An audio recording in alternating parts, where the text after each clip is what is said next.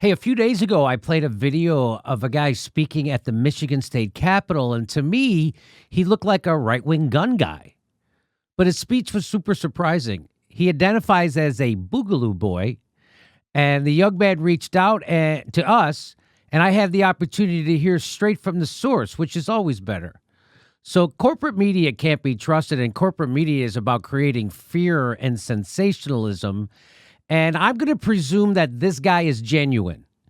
The question I always think about is, how do we reach out to fellow working people like this? How do we find common interests? There are no easy answers, and these are always uncomfortable questions. And I'm not just talking about this in an academic theory kind of way, but in real world terms. We can't ignore this is happening in the country, and it's going to get worse.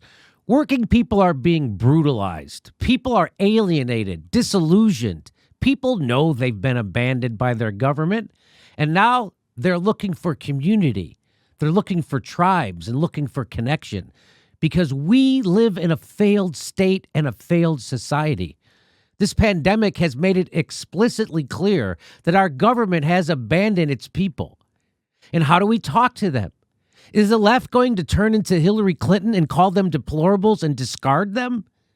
Instead of demonizing people because they don't hold the exact same set-in-stone ideology that we have? And if you actually traveled around America, as I have, you will find people's ideologies are wildly inconsistent and always in flux and constantly changing.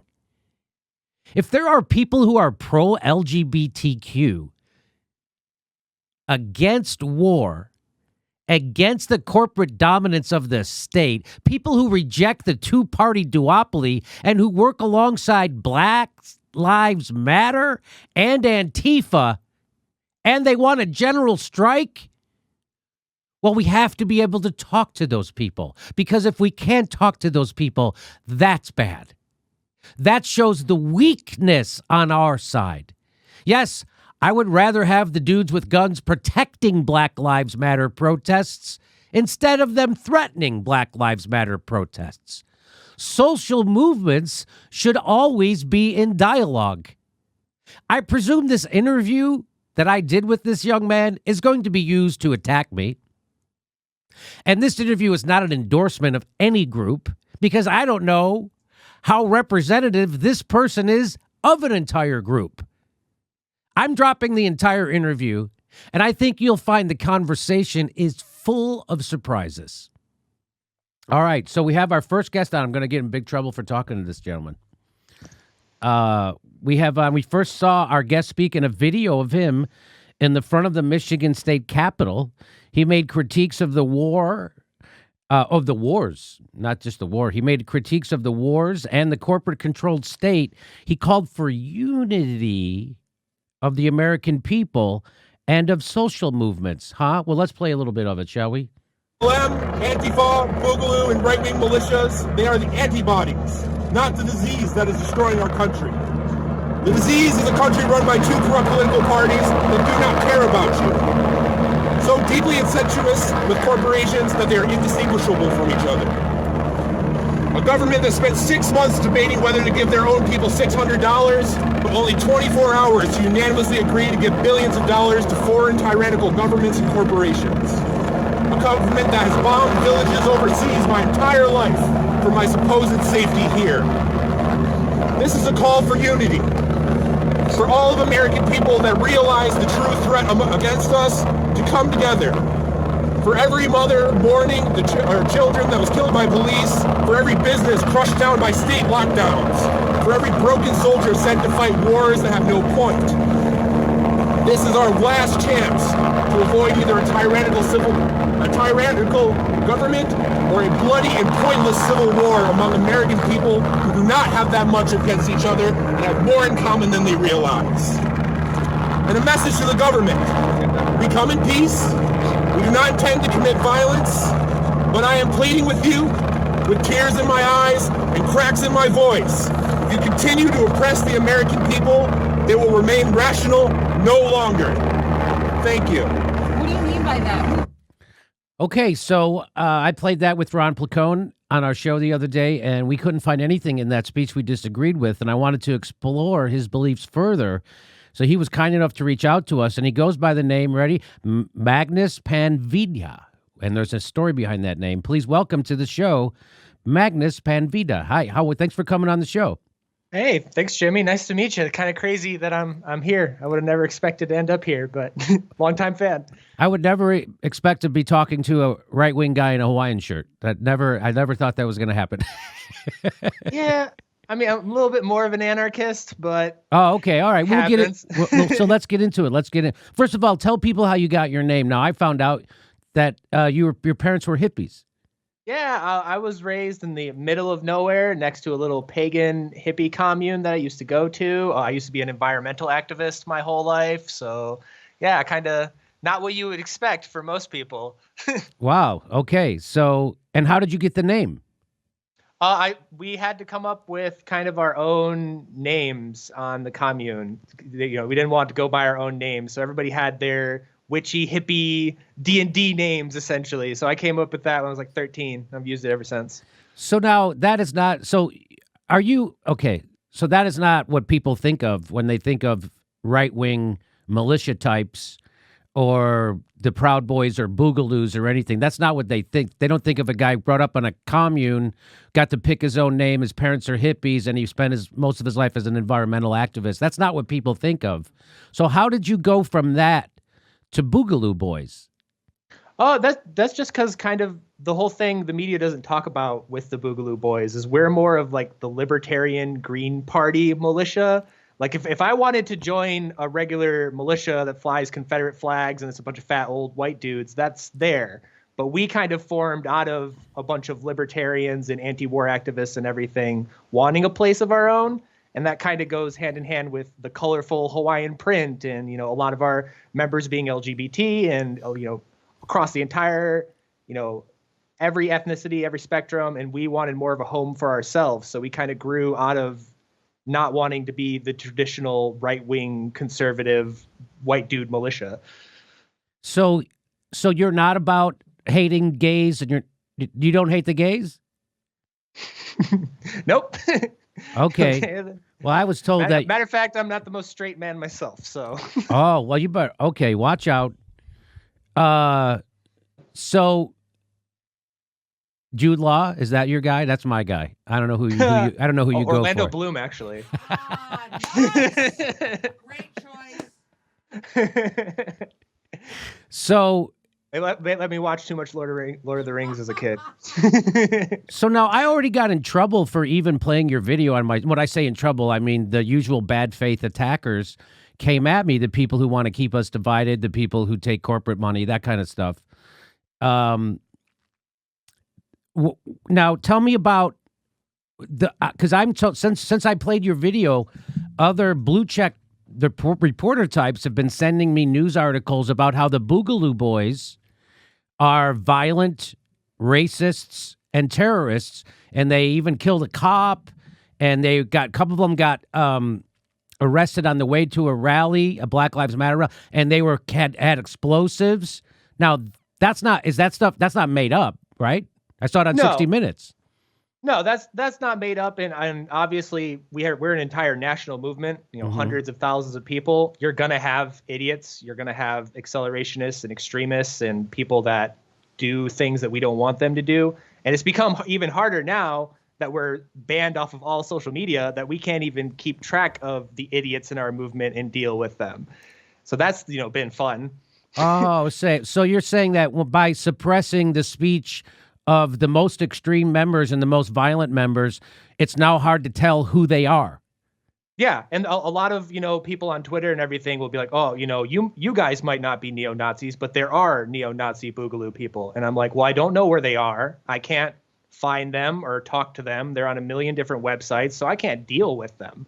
We can't go out and purge these people from our movement because we've been blown all over the internet. When we were all on Facebook, we had this under control. We never had this problem. But once we got banned off of Twitter, Facebook, Instagram, I even got banned off of Google and PayPal. So that, yeah, I know. I know. And so you're saying the censoring of people more extreme than you, and actually people who are violent, the censoring of their speech is now actually creating a bigger problem because it's harder to identify those people and weed them out.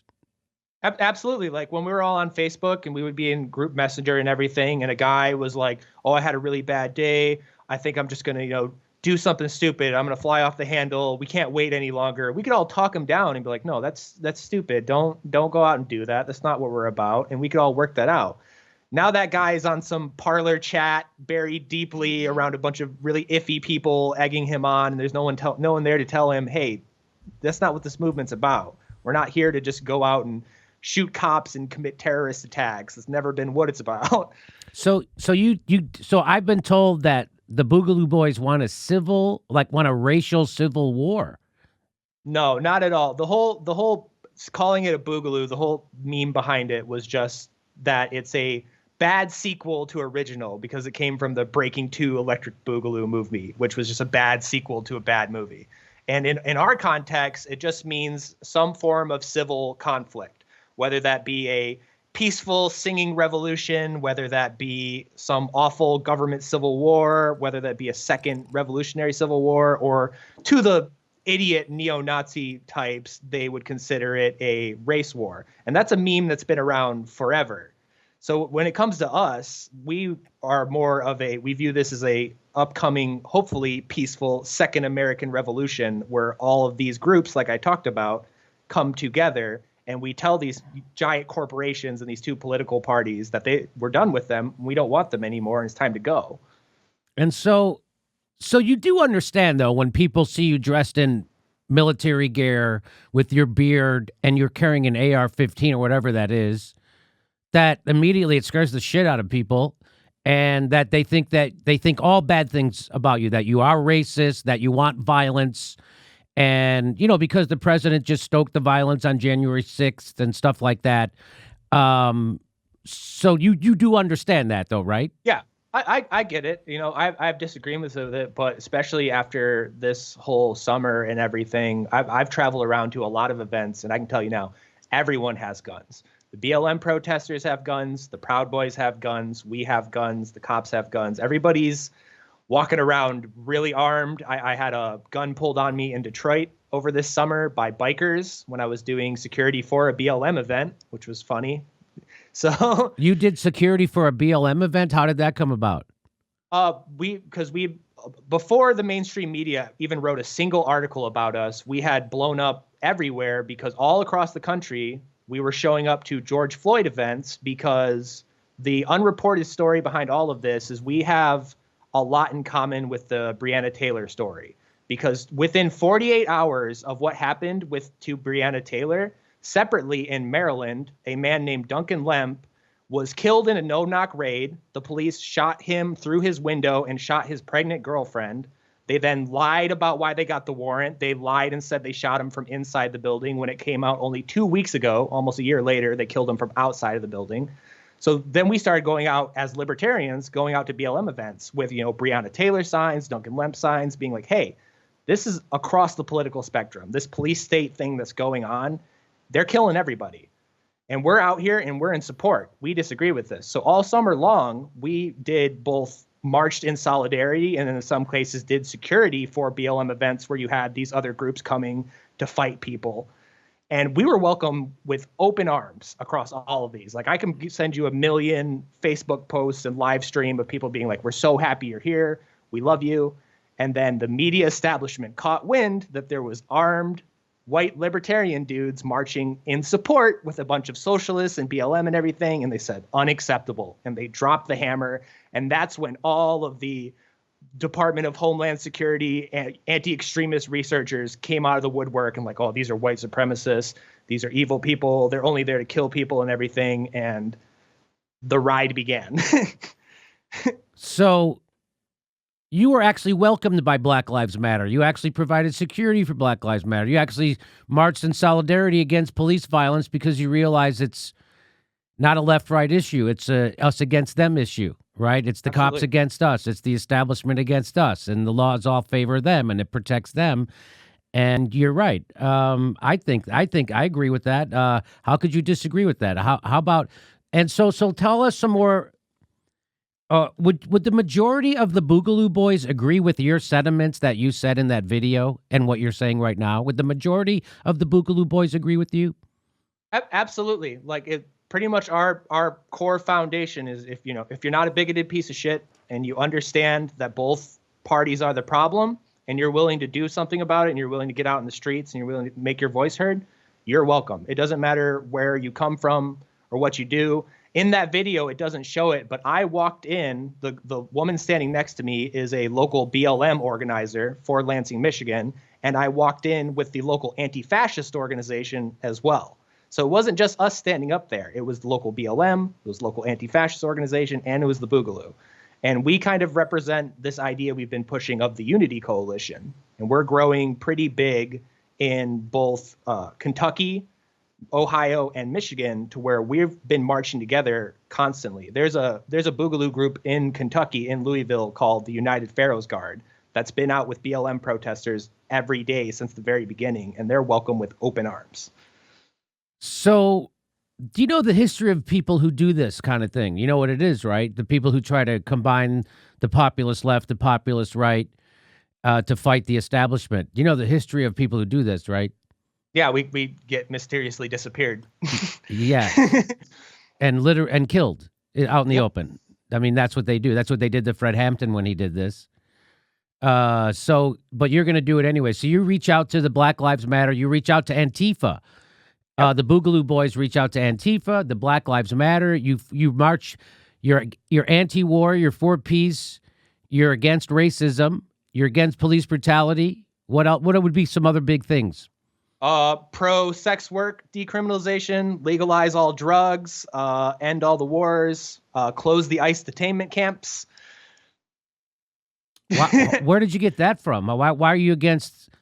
So you're against the ICE detainment camps? Yeah, I think when it comes to, like, the border things, I'm more of an open borders guy. But even looking at it from a conservative viewpoint, if you got to deport people, then deport people. Why are you holding people in camps? Why are you holding people in these horrible, uncomfortable positions? If you don't want them in the country, then deport them. But why are you doing this? It's awful. It's inhumane. And if, this was going on at any other time period under any other presidency, people would be burning the country down over it. Never again is what we said. But we're putting people in camps again.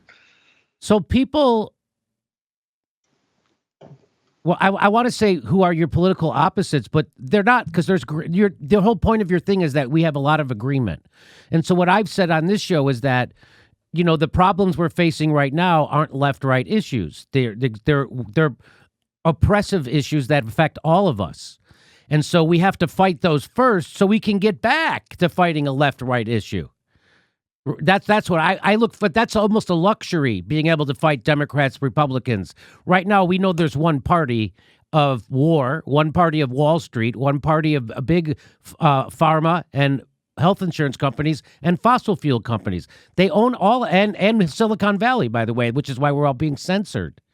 Yep. So that, to me, that's the bigger problem right now that affects left, right, center, middle. It's a class war that we're in right now, right? You feel that it's a class war?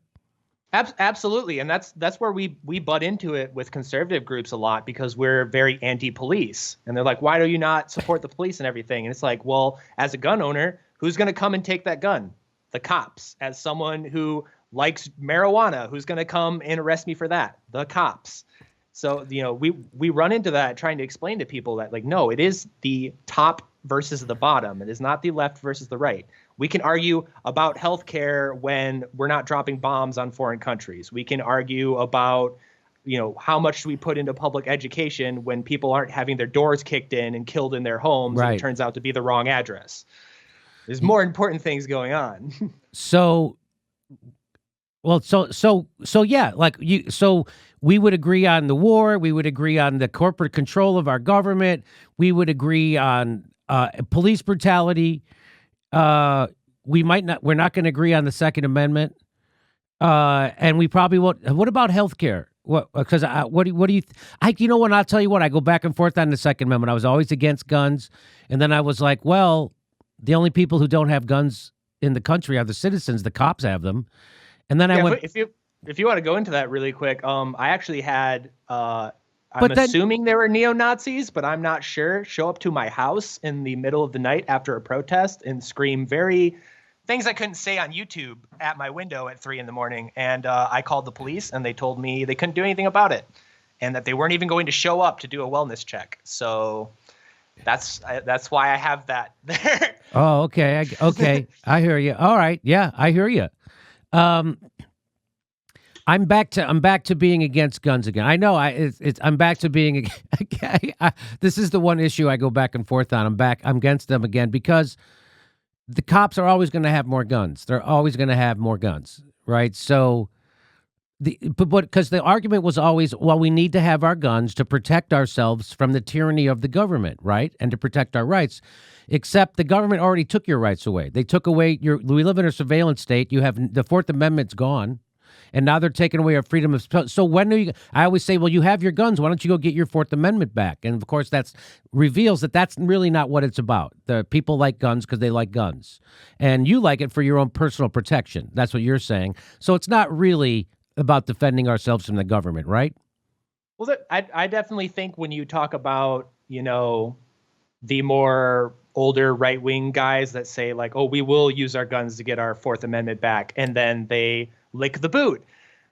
We're different. We're a younger generation. We're over that. Our event in Virginia that happened on the 18th, which was the day after mine, we showed up with Black Panthers. We showed up with armed leftist groups, and they recently passed a law that said you're not allowed to have guns in the capital of Virginia. And all of those groups walked in armed to the teeth, side by side, and walked in there because we're not licking the boot. We're not doing that. We're going to follow through on this. And, I've always said, you don't go out and start a fight with the government. Just stop participating in the government and prepare yourself because it'll come to you. If you're doing a rent strike, if you're doing a tax strike, you don't have to go on the offensive, but they will come for you afterwards. Yes. And that's when you defend yourself, if you feel that way. So people say, why show up to the Capitol with a gun? Who are you looking to shoot someone in the Capitol? Well, it's particularly at those very steps. We've showed up to BLM events and everything, and we've watched some of those ladies that were with BLM get jumped and get beat up and have their property torn up, and the cops just stood there, just watched it happen. So then the BLM people started showing up with guns. They have rifles. They have, they're concealed carrying. And we showed up as well, and that stopped happening. So it's more so towards the line of the police will not protect you anymore. At any of these events, they won't do anything for it. Just a couple of weeks ago in Louisville, there ended up almost being a gunfight in the street because a car blew through 2 lanes of traffic and drove straight through a Black Lives Matter protest and almost ran 3 people over and started shooting. And the police didn't do anything about it. They didn't block the road. They didn't pursue that vehicle. They didn't help anyone. They just stood there and watched. So that's kind of, where we're getting to in this country and why you see a lot of left-wing people not only purchasing firearms, but showing up to events with firearms is because the cops aren't going to do nothing. They don't care about you. They're there to protect property and the government. They don't care about the people. I mean, Bernie Sanders works with people like Mike Lee, who's a pretty extreme right-winger in the Senate. I don't know if he's ever worked with Ted Cruz on anything. But you don't seem. I think they co-founded, authored. What bill was it? I don't remember. They did work together once, though. Oh yeah, Bernie and Ted Cruz did work together. Look at that. Yeah. And you don't seem as extreme as Ted Cruz to me. You don't seem as extreme as. You seem way more rational and reasonable. And I saw the 60 Minutes piece they did on you, and or not on you, but on the Boogaloo Boys. And I was in that documentary for Lansing. Oh yeah, you were in that? Yeah. Okay. No matter how many times. Well, let me just. So we seem to agree on some of the big problems in our country. You and I. Would you agree that the corporate capture of our government's a big problem? Oh yeah, we essentially live under a fascist state. If you define fascism as corporations and government working together, then we live under that 100%. You see the secret bailouts, you see the public bailouts, you see how These big corporations can do almost anything, and they never go under. You don't hear about these mega corporations making one big mistake and falling apart like they're supposed to do under capitalism. They last forever. And definitely they're so in alignment and they work so hand in hand that I don't even consider them private companies. You see a lot of conservatives and libertarians being like, oh, Facebook's a private company. They can do whatever they want. They receive millions of dollars from the government. They get exclusive contracts from the government. They work with government, work with politicians daily. They're an arm of the government. We have the Department of Facebook, essentially. It's not even a company anymore. Right. Wow, that's well said.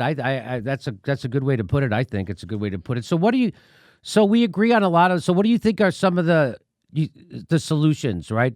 How do we fix the war problem? How do we fix the social media problem? What do you have any solutions? I definitely think if we're talking in the realms of the cleanest and most least violent way to do it, I think mass non-participation, mass strikes, mass protests, tax strikes, stop getting involved. I've told a lot of people that I like the idea of the Chaz of just declaring an area declaring itself being like, hey, we don't like your government anymore. We're not going to participate. If you're going to use my tax dollars to blow up brown kids in the Middle East, I'm not going to pay taxes anymore. If you're going to send your police departments into a certain neighborhood, or you're going to run a ICE detention facility in our city and we don't want it, then you're not getting my city taxes. I will not participate anymore. And people got to stop being afraid of the consequences of those actions and start putting their money where their mouth is. Wow. I did not expect you to say some of the stuff you're saying. Like I certainly did not expect you to say that you wanted to get rid of the ICE detention centers and stuff like that. And that's fucking wild. Politics is crazy in the new century here we have going on here. So, but people would say that you and I that people like me should not reach out or work with people like you ever. That's what people would say. Even though you're anti-racist, you're pro-LGBT, you're anti-ICE, you're anti-police, you're pro-peace, anti-war. I don't know what, but even though they already did. I don't know if you saw, but I don't look at my mentions on Twitter anymore for the last month and a half or so because I don't like to see people I know say mean things about me. It hurts my feelings. So I don't, but my friends, were telling me that they were giving me a hard time about even featuring your video. Did you see any of that? No, I didn't see any of that. I only saw glowing support, which surprises me because I've gone, the last 6 months being told. Alex Jones did a conspiracy theory about me. I was actually on his show. He said that I was a paid CIA informant to destroy the Second Amendment. So I'm used to catching it from both sides all the time. So it was actually refreshing to see people in support. So Alex Jones is your enemy on this? Apparently I'm some CIA action. You see it a lot from the right and the left. Like if we'll go to a Second Amendment protest and the left will be like, what are you doing? But then we'll go to a Black Lives Matter protest and the conservatives will be like, oh, you guys are all communist destroyers, And so especially, being libertarian and being in this weird middle ground, just used to all sorts of people claiming a bunch of things about us that aren't true. I think the Hawaiian shirts are a great touch. Honest to God. I know I'm not making a joke. I think because you guys look scary. You're carrying fucking guns. You're in military garb. You got big beards, which Steph and I make fun of beards. We do that. Just so you know. Oh, God. I mean, I know. Right. Look, it's so luscious. It is. All right, I'll give it to you. I will say he's the first. Do you like his beard? I don't know. I generally hate beards, but he kind of pulls it off. Hey, you make Tucker Carlson want to pardon Assange, and I make Jimmy Dore like beards. This is correct. And so you guys are also against censorship, right? So you're for Julian Assange? Yeah, free Julian Assange, freed Ross Ulbricht, free Edward Snowden, free Chelsea Manning. I mean, I think our Chelsea already got freed, but yeah, but she didn't get pardoned. She got pardoned. She just got commuted, right? Yeah. So they can still mess with her. Yeah. Against all of that, Wow. Well, it's going to be funny to watch people twist this interview to somehow attack us. Well, they'll just say that I'm lying about all this. They'll just say that I'm making this all up to reach out to the left and that we're secretly infiltrating all of these groups, which is why we show up in Hawaiian and, are very loud. We don't, it makes perfect sense, So you're saying it would be ridiculous that you guys are trying to infiltrate. You guys are easily identifiable by your Hawaiian shirts and your LGBT flags. Yeah, if we were, sneaky white supremacists that were trying to infiltrate left-wing movements, we definitely picked the most inefficient and preposterous way to attempt to do that. Well, the fight is top to bottom right now in America. It's not left to right. Chris Hedges has said that on our show. I've said that. Lots of people make that point. It's obvious. It's obvious that it's not a left-right fight anymore. And I can't wait to get back to the days where we could start fighting over how much to fund education and how much. But so what, let me ask you, so just before we go, just to see, what about, now you're young. Have you ever been sick and seriously ill? Oh, yeah. I have a nice suite of kind of autoimmune issues. So. Oh, do you? Yeah. Now, do you have health insurance through your work or anything?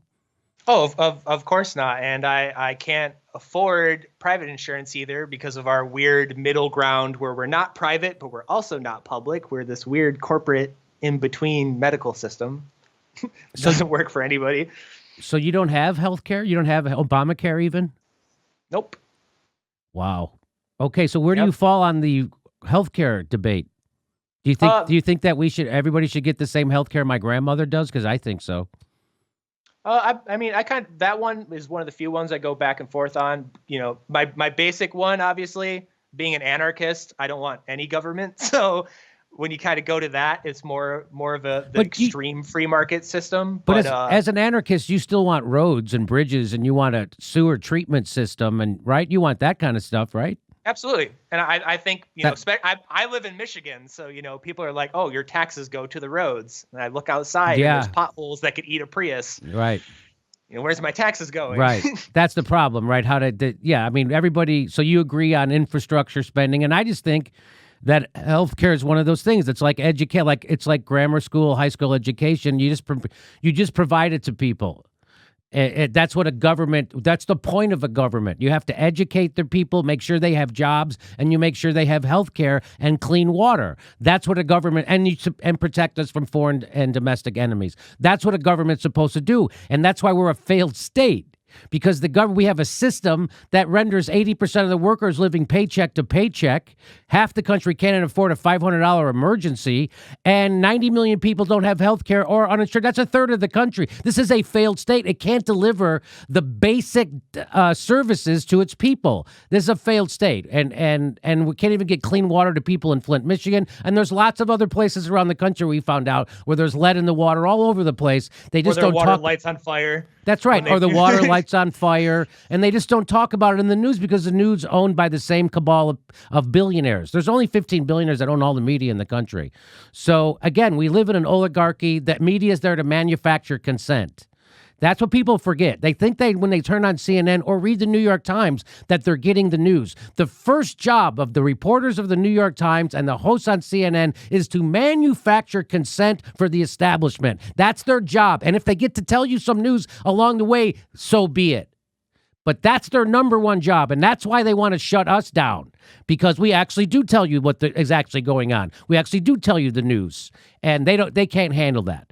Well, listen, anything else you want to, so you still, even without healthcare, you go back and forth because you fear the tyranny of the government, but it's not the government. It's the government just paying private people to give you healthcare, just kind of like how the government pays private construction companies to build roads.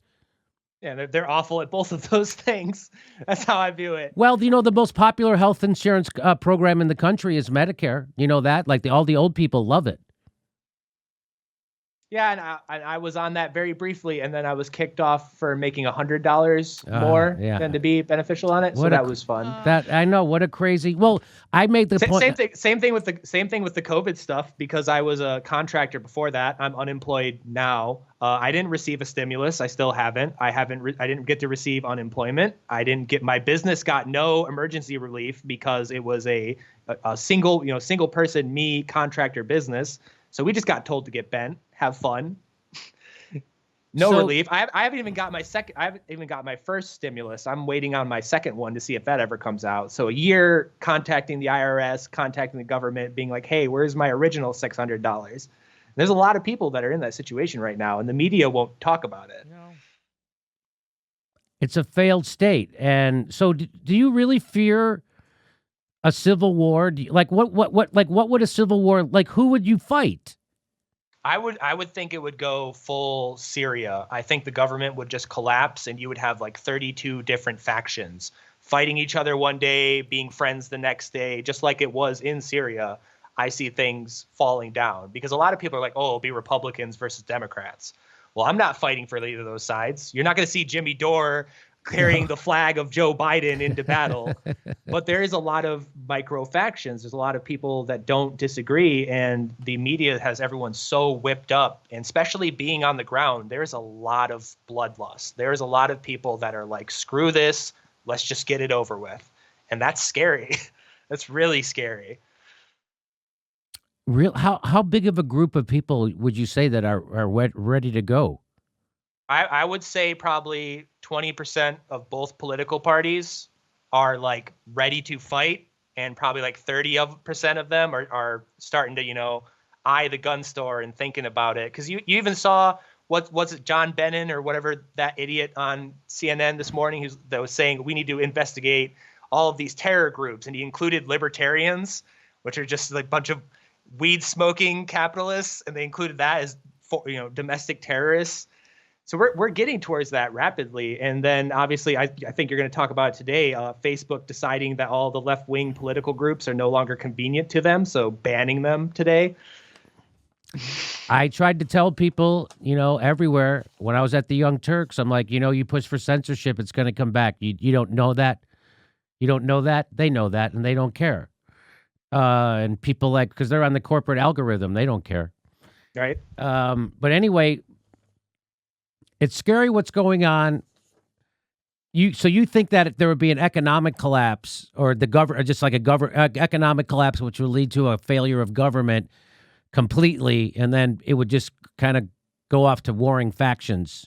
Yeah, everything would go to hell. We already saw in terms of economic collapse. I've lived through 4 economic crises so far, and now I think it was like 32% of all U.S. dollars have been printed in the last couple months to go fund giving $200,000 to Syria, who we've been trying to go to war with since I've graduated high school for some reason.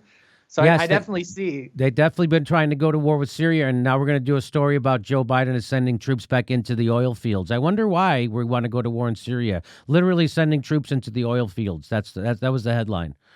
Yep. So feels like we're back in 2013. We just reset the clock, and Obama's president again. We're going to start bombing Yemen or something. But we're going to go into Venezuela. They're going to overthrow Venezuela. They're going to go put more troops back into Iraq. They're going to put more troops back into Afghanistan. They're going to go into Syria. And who else knows where else? Who knows? I bet there's a couple of more African countries they want to go into. John McCain's ghost is going to start appearing in Eastern European countries. Yes, yes. So, Magnus Panvidya. Vidya? Did I say it right? How do you say it? Vidya. Vidya.